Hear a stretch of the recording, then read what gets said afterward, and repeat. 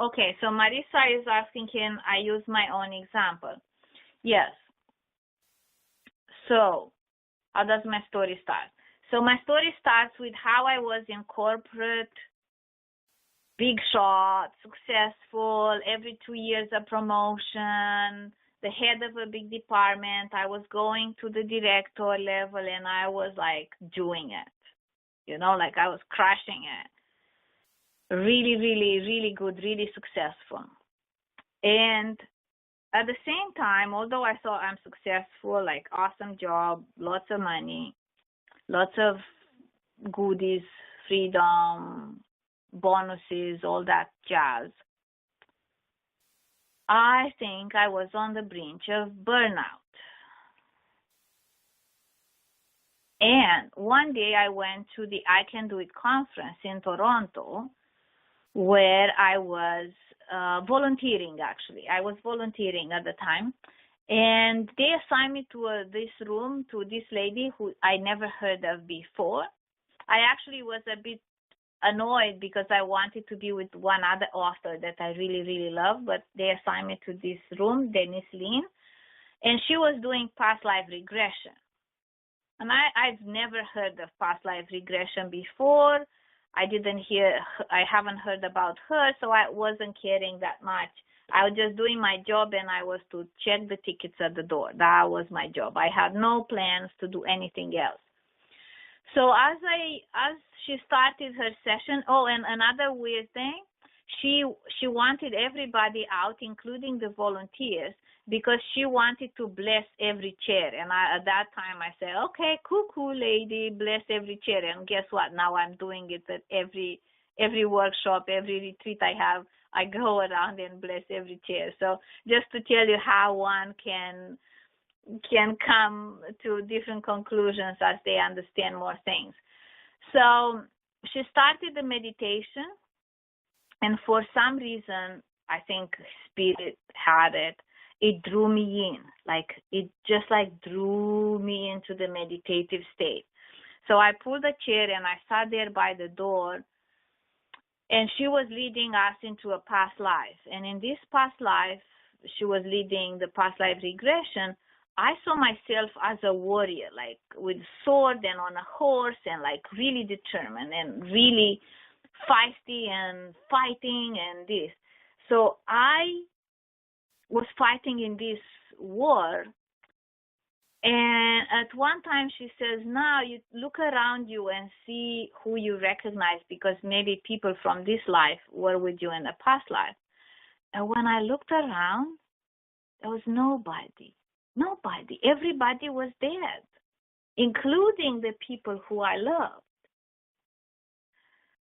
So she moved us through that life and said, okay, now imagine you're coming to the end of the life. So I was dying alone, old man, lonely, sad, terrible, terrible state. And she asked, what is the lesson that you can bring from that life? And the lesson that I got, was that if you fight, you're going to die alone. And then she leaded another path, and I got the message that my name, Irina, means peace. So in that meditation, I was actually transfigured. My entire face was now a man's face. I cannot tell you how I felt different. I felt like that man, and the old man dying lonely. And when I came out of the meditation, so deep I went, I said, oh my God, this is how I live my life. I'm fighting. Because my upbringing was in a communist country with an alcoholic father and a critical mom, and I had to fight for my life. I had to fight for food, because I used to stay in line for food, and they were big men, and I was a tiny, teenager, or I don't even remember what age I started to do the groceries for my family. So I would have to fight, elbow my way into buying meat. If you can imagine, because if I haven't bought meat, my family will not eat. I will not eat.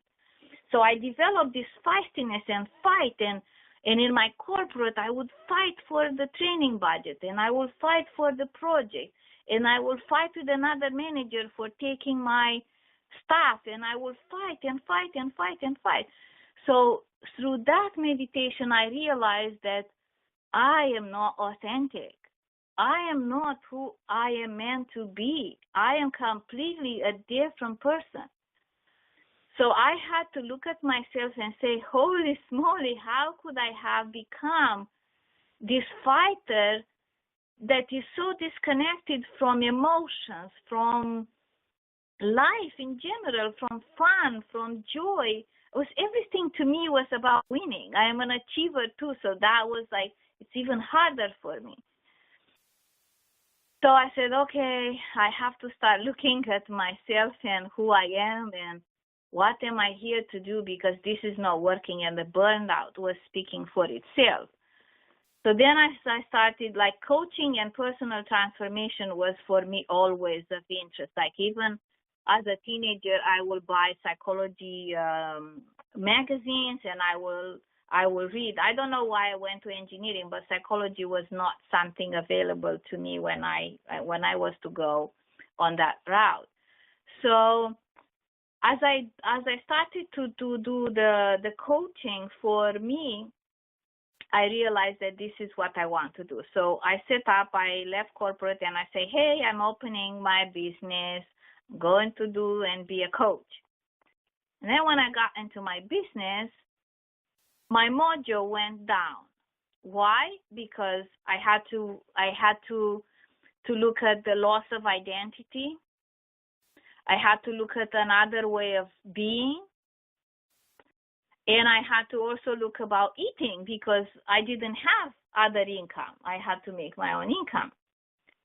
So through those challenges, I discovered that in order to thrive in business, in order to have a business, you have to do certain things. Because what happened after I left corporate, I wanted to forget everything about it, including monitoring budgets, right? Because that's what I did there for a living. Project management, monitoring budgets, plus the engineering and design authority that I had.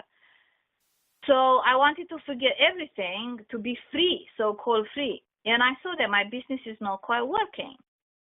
Then I looked at other entrepreneurs. I myself enrolled into a business school, and I looked at other entrepreneurs, and I see the same traits, the same things. Not being, their business not being aligned with who they are. They have lack of confidence. And also they want to succeed alone, like not having people around.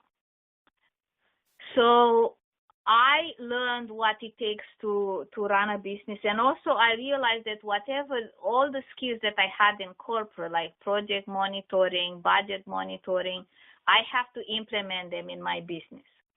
And as I saw how hard it is for entrepreneurs, I dedicated myself to work with entrepreneurs. Once my business started working, and once I understood the principles, and once I saw how hard it was for me, because although I was this confident person on the outside, like being in corporate and having all those awards, like I just want to show you, this is my Oscar. I won leadership award in 2003. So I had all sorts of success, but deep down, I was still not confident.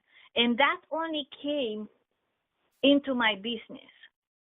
And this is why I'm so passionate about people who want to do business and who want to align it with who they are, because I think it's the best path to enlightenment, because it will bring you out in the light, and you will have to figure out a lot of yourself, a lot of your stuff. You will have to undo the critical voice, build the confidence.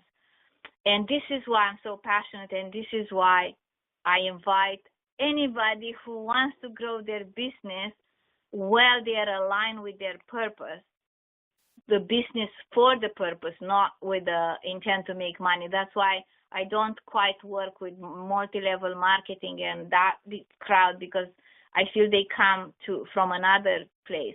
So that's why I'm so passionate about people who want to be entrepreneurs, follow their purpose, because I know all their stuff will come out to the surface to be healed, and I am here to support them.